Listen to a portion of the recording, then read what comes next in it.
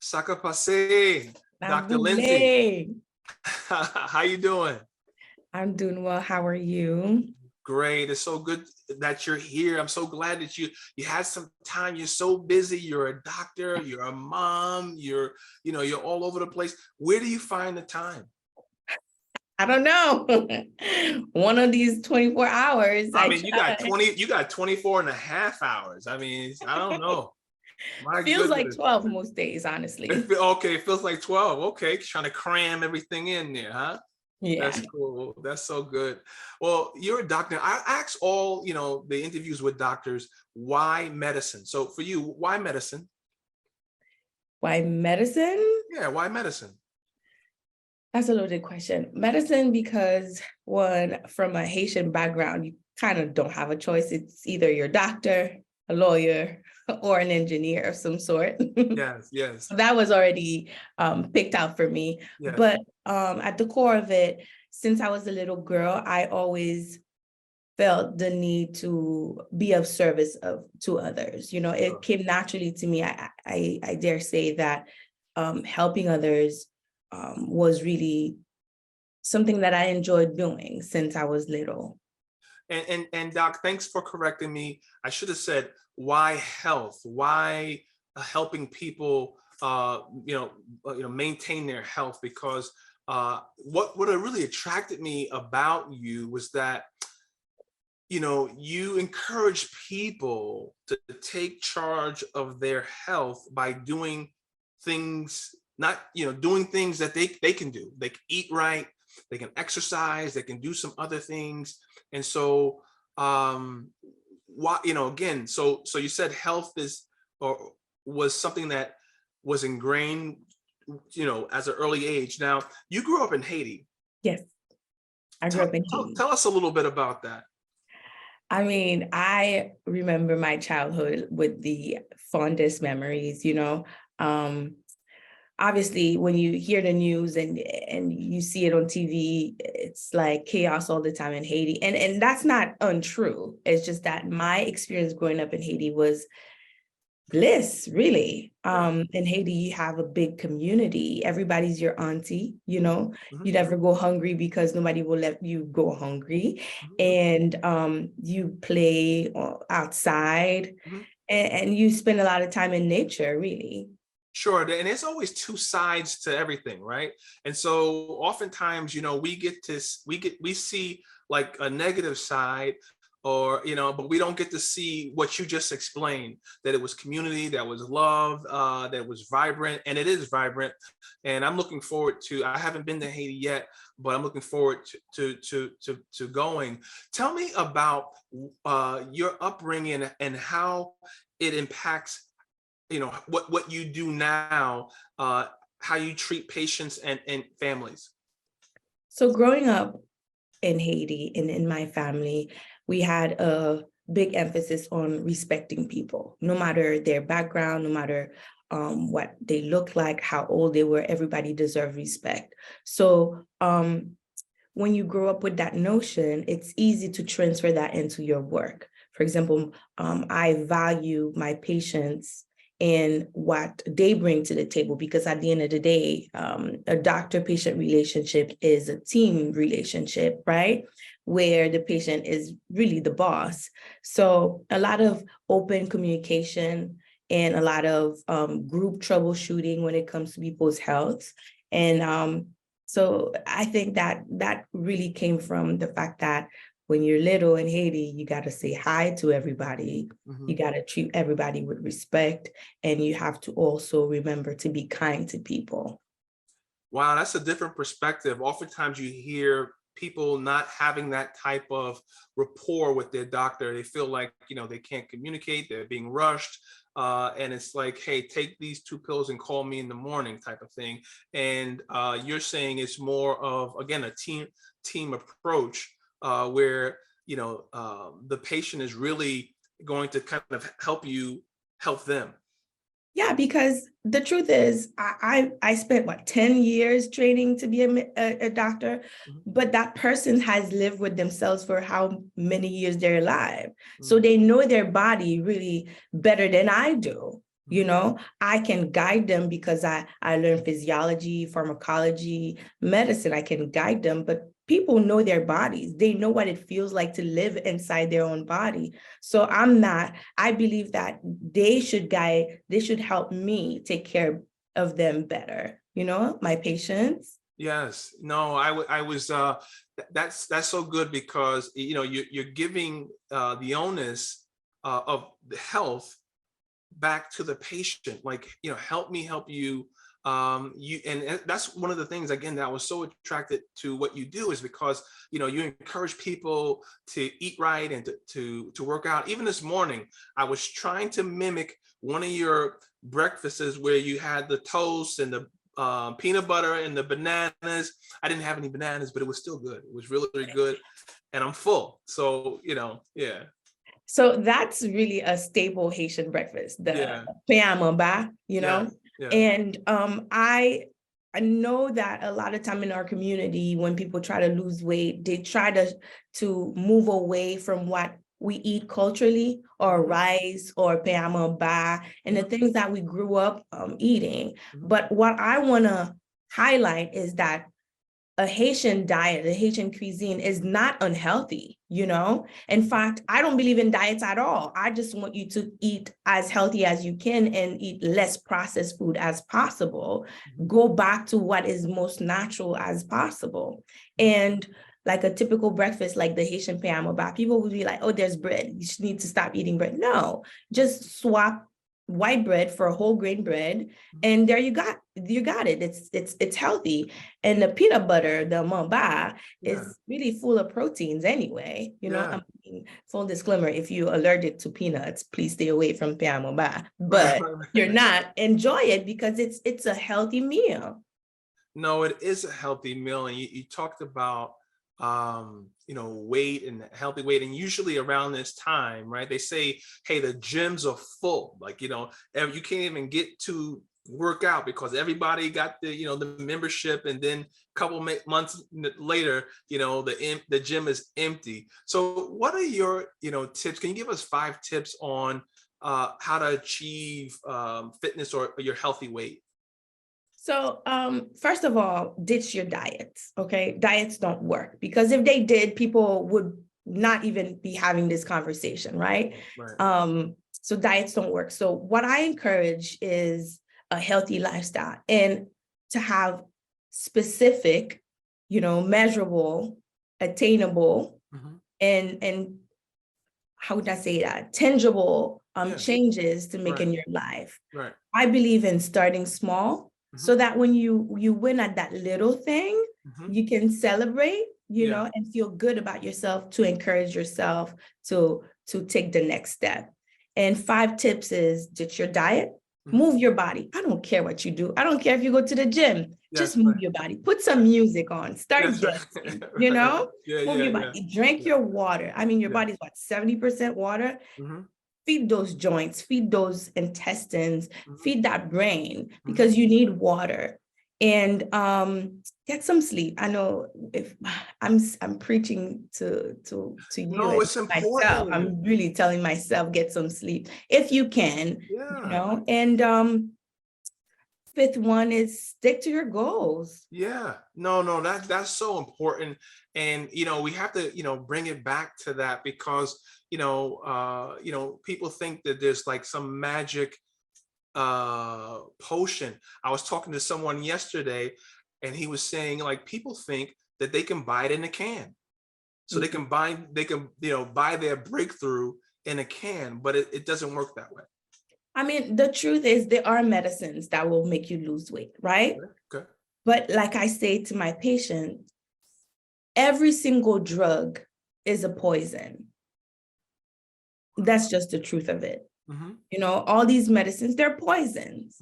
Now, you take a little bit of a poison at a normal or a safe quantity, and it does something for you. Yes. So I always encourage people to stay away from, you know, what is processed, and go back to what's natural, because that's the way for you to keep yourself healthy. And I don't believe in saying you got to lose weight, you got to gain weight. because this is all aesthetics, what I'm really interested is the healthy weight, the weight where it does not affect your blood pressure, the weight where it does not affect your blood sugar, the weight where it makes you feel good and does not cause depression. That's the weight, that's the optimum that I'm looking for when I talk to people and when I talk to my patients.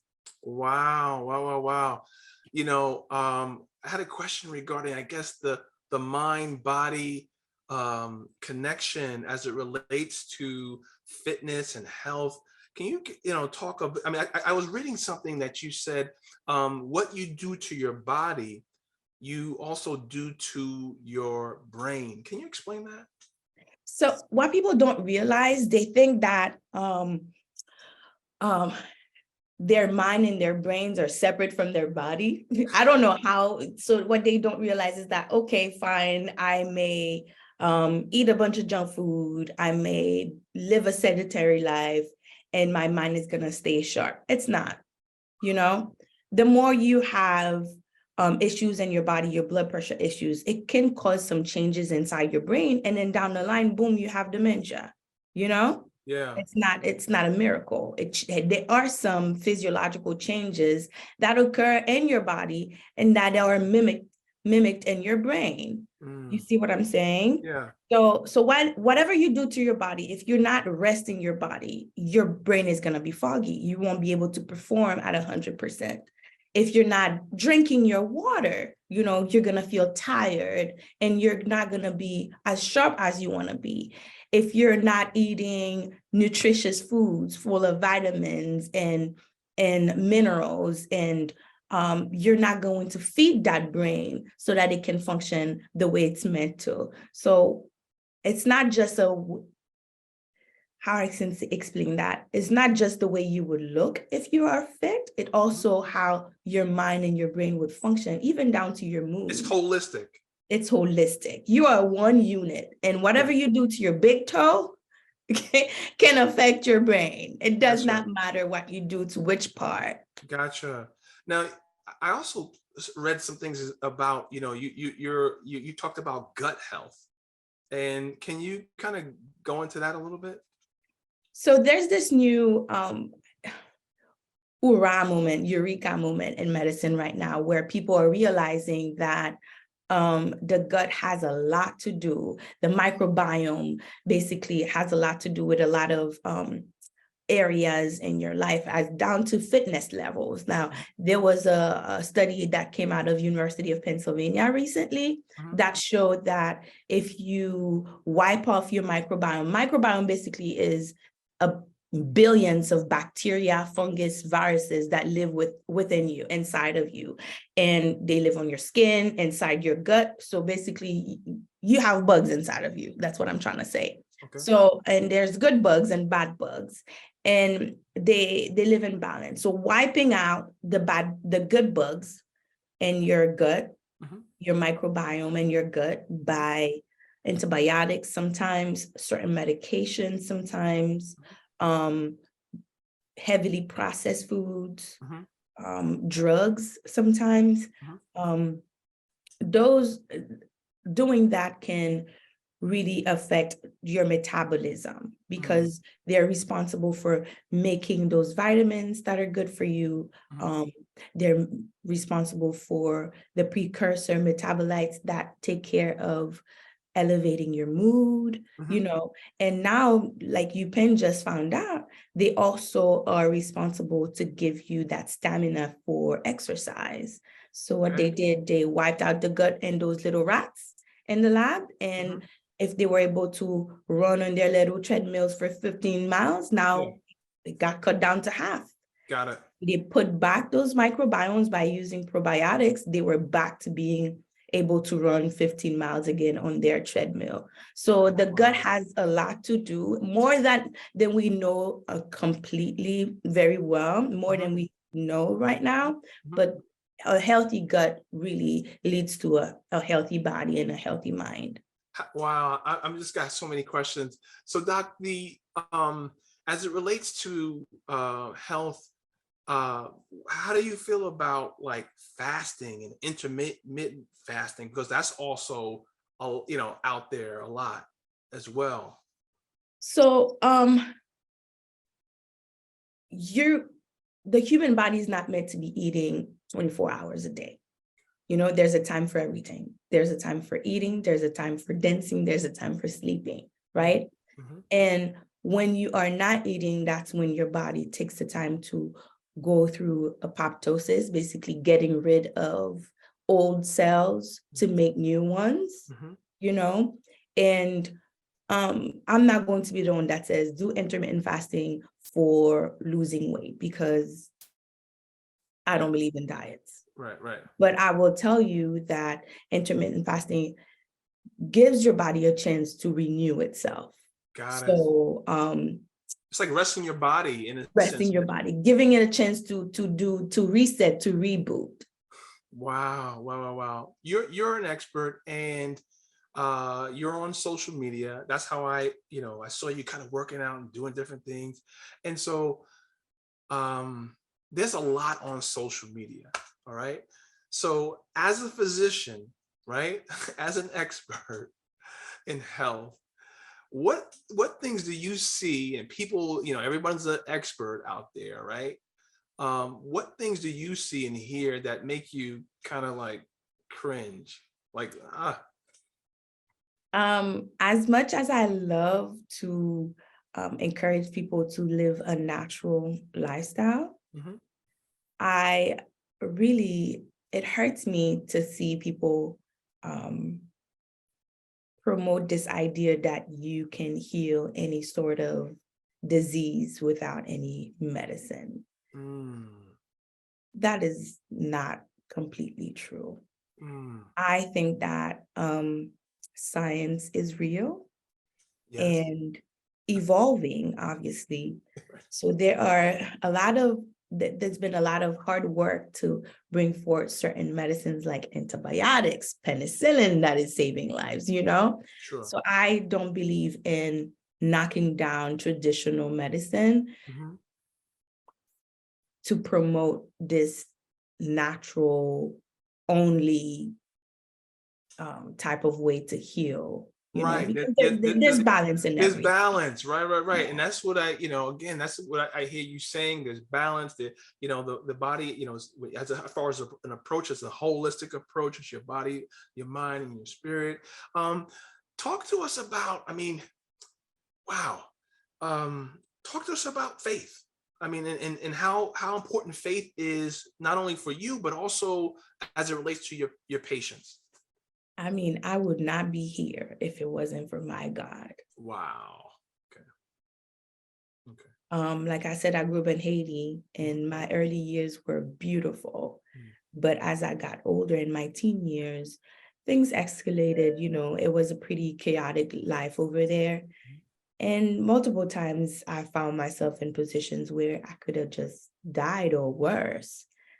But man upstairs, he pulled me through. When I came to the States, I came as a student on a student visa, avoided deportation because of the men upstairs. You see what I'm saying? Sure. So I think that a lot of people, when they get to a point in their lives, they kind of think that they're self-made or it's all from them. Nothing is from me, nothing is from me. Everything is from God. And when I see my patients in the clinic, if they're going through a hard time, I ask them to pray with them. I'm that kind of doctor who will pray with my patients.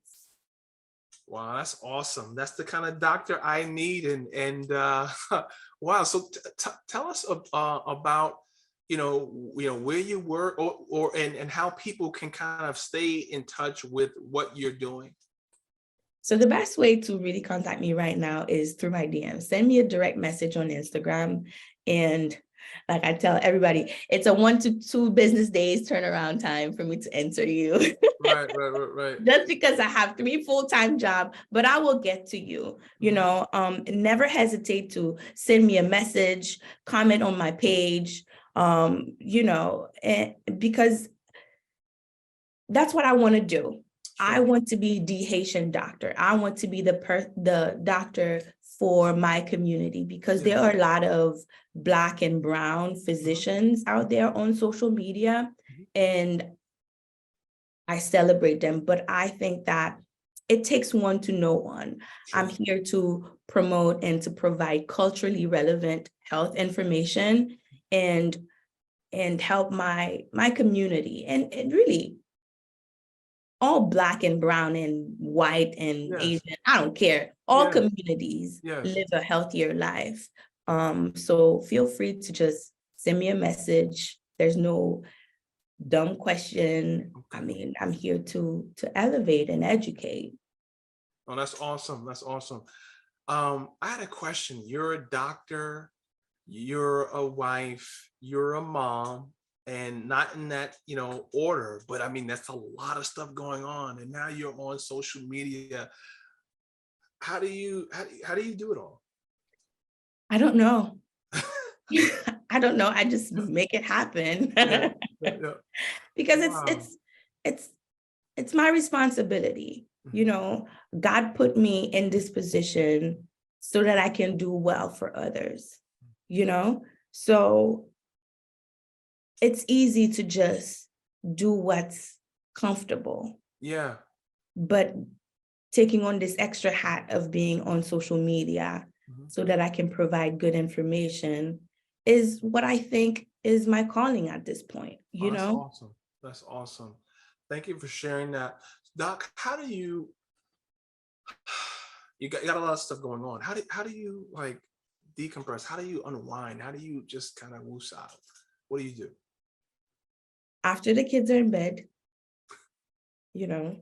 I watch a lot of TV. Okay. I'm a sci-fi girl. Okay. I love movies. I was just telling my trainer the other day, you haven't seen Interstellar? That's like the movie that you need to watch. I watched that movie 50,000 times. Right. My favorite movie of all time is The Fifth Element with Bruce Willis. Yeah. Oh gosh. Going back. That's so funny. Do you watch medical shows? ER or those types of shows? No.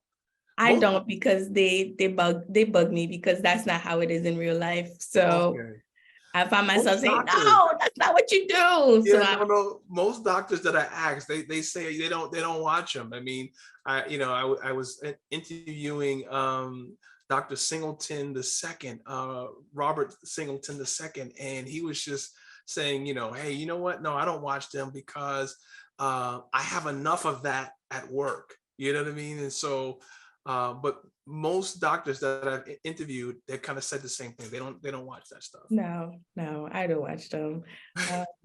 My mom is watching this show on Netflix called New Amsterdam. Yeah. It's pretty good. Yeah. But the other day she had to tell me, stop, like it's a show. Yeah. Stop telling them what to do. Yeah. Last question, Doc. You said that your body, and this was so profound, your body wants to heal itself. Can you elaborate?